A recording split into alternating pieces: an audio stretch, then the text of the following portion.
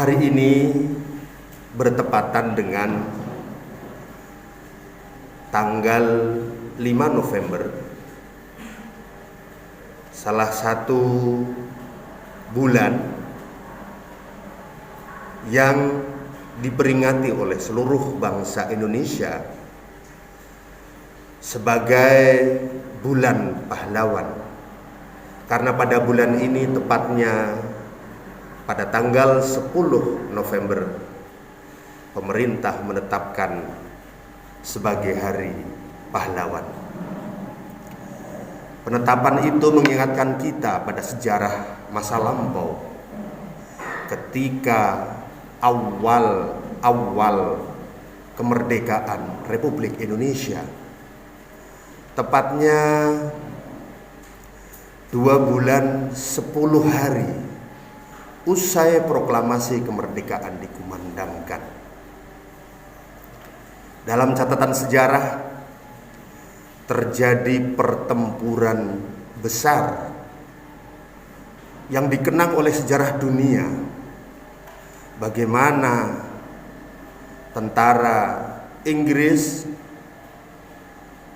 NIKA, yang merupakan salah satu tentara yang tidak pernah terkalahkan dalam peperangan dunia, baik pada Perang Dunia Pertama maupun Perang Dunia Kedua.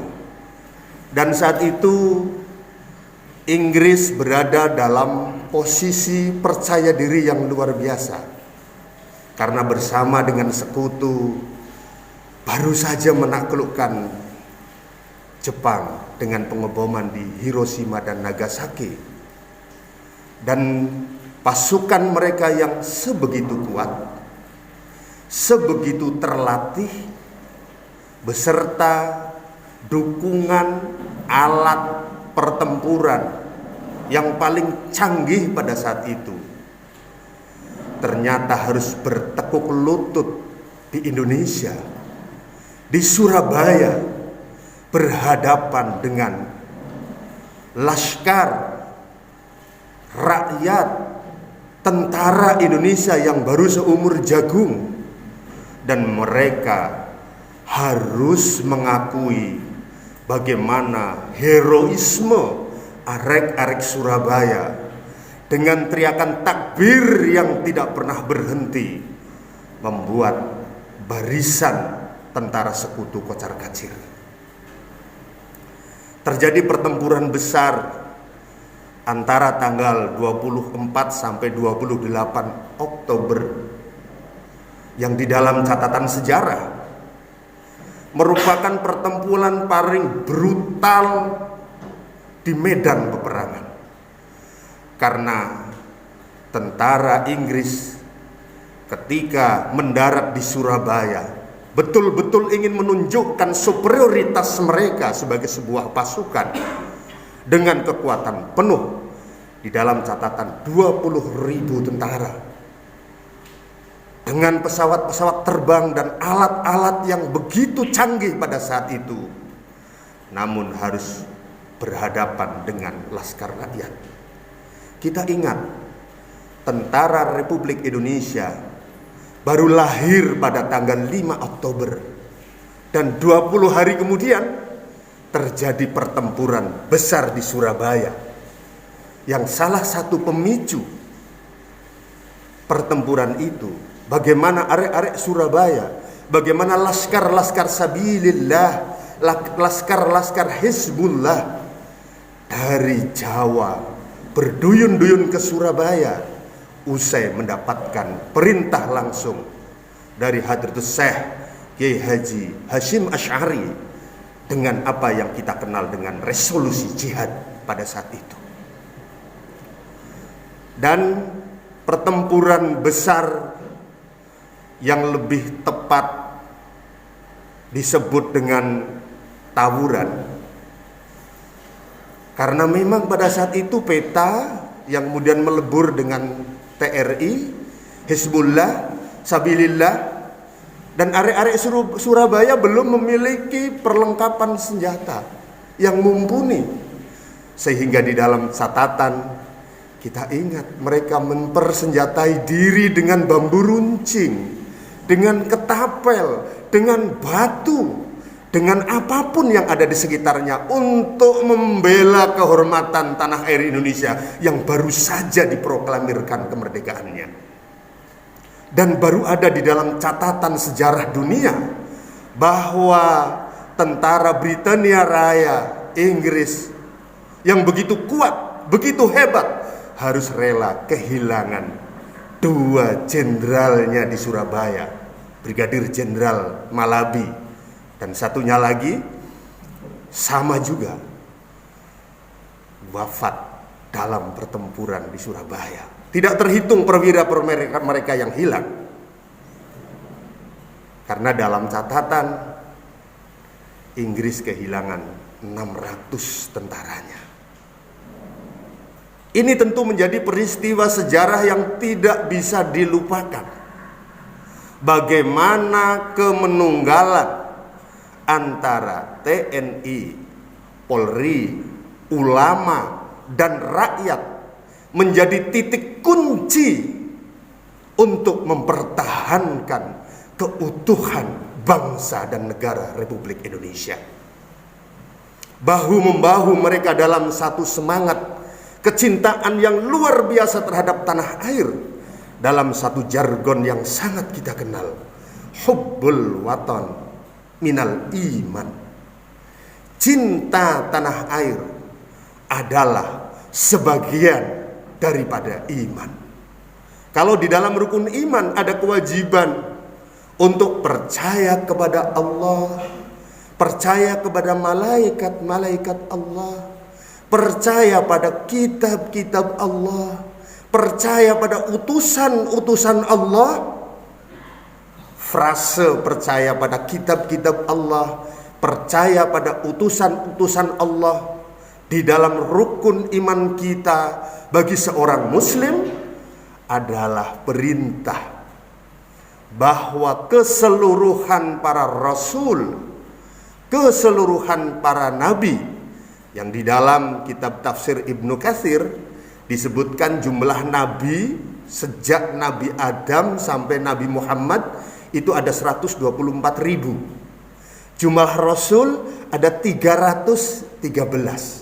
Jumlah rasul yang wajib kita ketahui ada 25. Rasul yang merupakan rasul pilihan ulul azmi ada 5. Keseluruhan itu adalah keniscayaan bagi seorang muslim untuk meyakininya, sehingga di dalam akidah Islam tidak dibenarkan kalau kita tidak mengakui eksistensi para rasul dan agama-agama sebelumnya. Tidak dibenarkan kalau kita tidak mengakui eksistensi agama-agama lain. Keberadaan Islam, Kristen, Katolik, Buddha, Hindu, Konghucu, Bahai, dan agama-agama lain yang di dunia adalah keniscayaan yang harus diyakini kebenarannya oleh setiap muslim. Rukun iman kita, iman kepada Allah, kepada malaikat, pada kitab-kitabnya, kepada para rasulnya, iman kepada akan adanya hari akhir, hari pembalasan, meniscayakan kita untuk selalu berbuat yang terbaik kepada sesama, menunjukkan prestasi yang terbaik dimanapun posisi kita berada. Karena masing-masing kita adalah pemimpin. Kullukum ra'in wa kullu ra'in mas'ulun an ra'yati. Setiap kalian adalah pemimpin. Pemimpin di institusi kepolisian, tidak hanya Kapolri, tidak hanya Kapolda, tidak hanya Kapolres, tidak ada Kapolsek, tapi seluruh institusi itu, seluruh individu-individu tersebut adalah pemimpin.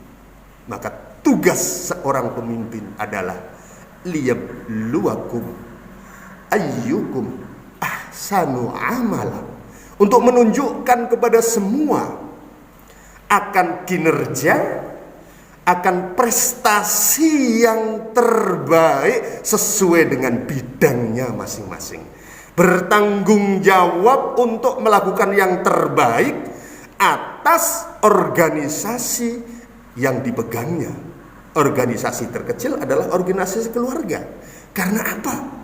Karena engkau semua kelak akan dimintai pertanggungjawabannya oleh Allah Subhanahu wa Ta'ala atas kinerja kita sepanjang kita diberi amanah berupa kepemimpinan tersebut.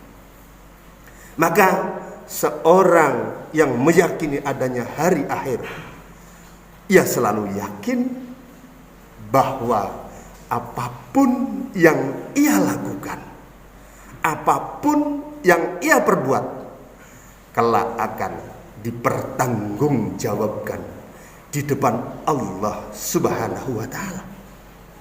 Karena pada hari itu mulut kita terkunci. Yang berbicara adalah tangan-tangan kita, kaki-kaki kita, yang akan menjadi saksi atas semua yang dilakukan di dalam rangka mengemban tugas kepemimpinan tersebut. Mulut, lidah, bisa ia berbohong, bisa ia bersilat lidah, tetapi keseluruhan anggota tubuh kita, keseluruhan sel tubuh kita, kelak yang akan menjadi penyaksi di hadapan Allah Rabbul Jalil atas segala yang kita lakukan di muka bumi ini. Maka di mimbar yang mulia ini, saya berdoa, saya mengajak, semoga kita semuanya diberi kekuatan oleh Allah Subhanahu wa Ta'ala untuk melaksanakan amanah yang diberikan kepada kita dengan sebaik-baiknya. Amin Allahumma amin. Pilar keimanan yang keenam adalah keimanan akan adanya qada dan qadar. Ketentuan yang dibuat oleh Allah secara azali dan kejadian apa yang terjadi di muka bumi. Kita semua memiliki tugas yang sama, berupaya untuk menunjukkan apa yang terbaik yang bisa kita lakukan bagi sesama. Kita diwajibkan untuk berikhtiar melakukan segala kebaikan. Namun apabila di kemudian hari hasilnya tidak sesuai dengan ikhtiar kita, hasilnya tidak sesuai dengan cita-cita kita, tidak sesuai dengan keinginan kita, pilar keenam seorang mukmin sejati adalah ia mempercayakan bahwa semuanya merupakan takdir, ketentuan dari Allah Subhanahu wa Ta'ala. Ini 6 pilar pokok. Tetapi ada pilar lain yang oleh para ulama disebut dengan istilah hubbul waton tersebut. Seorang mukmin tidaklah cukup ia hanya berpegang pada 6 pilar utama tersebut, tetapi sebagai warga negara ia harus memegang pilar kecintaan terhadap tanah air, pembelaan terhadap nusa dan bangsa di dalam dirinya, sehingga siapapun yang akan berusaha untuk mengusik tanah air ini, mengusik apa yang sudah menjadi kesepakatan dasar berbangsa dan bernegara, Pancasila, Bhinneka Tunggal Ika, NKRI, UUD 45. 4 prinsip dasar ini sesuatu yang di dalam konteks kebangsaan dan kenegaraan Indonesia tidak bisa diusik, tidak bisa dirubah, tidak bisa dihilangkan. Maka siapapun yang akan melakukannya, kita sebagai orang beriman hendaklah bersama-sama untuk tancut tali wondo, bersama-sama untuk berbuat, berjuang demi tegaknya tanah air dan bangsa. Hadirin sidang Jumat yang dimuliakan Allah, apa yang dilakukan oleh para pahlawan, oleh para pendiri bangsa ini pada awal-awal kemerdekaan tersebut, dan berpuncak pada tanggal 10 November 1945 di Jalan Majapahit, di Hotel Oren atau Hotel Yamato. Bagaimana Surabaya dibombardir dengan kekuatan penuh oleh pasukan Inggris, tetapi kemenyatuan antara aparat negara, TNI Polri, TRI waktu itu, Kepolisian Republik Indonesia, ulama, masyarakat, pemuda, dan seluruh elemen masyarakat untuk bersatu padu menegakkan wibawa NKRI menjadi bukti sejarah bagaimana Indonesia tidak bisa dikoyak oleh kekuatan dari luar yang bahkan menggunakan kekuatan yang penuh. Maka hari ini menjadi tugas kita semua, menjadi kewajiban kita semua untuk terus bahu-membahu melakukan yang terbaik sekali lagi untuk negara. Karena apa? Apa yang dicapai pada saat ini sesungguhnya tidak mungkin terlepas dari apa yang terjadi dari masa lalu. Imam Syafi'i rahimahullah pernah mengingatkan, al-fadlu lil mubtadi wa in ahsanal muqtadi. Keutamaan, kehebatan sesungguhnya adalah pondasi yang dibuat oleh para pendahulu, walaupun penerusnya lebih baik lagi di dalam berbuat, tetapi itu tidak lepas dari kinerja pendahulu. Maka di mimbar yang mulia ini kami mengajak, hendaklah di dalam diri kita, pikiran kita, tindakan kita untuk selalu mengenang, mengingat, menauladani jasa para pendahulu kita, jasa para pahlawan bangsa yang telah berjuang sekuat tenaga demi tegak dan utuhnya negara kesatuan Republik Indonesia.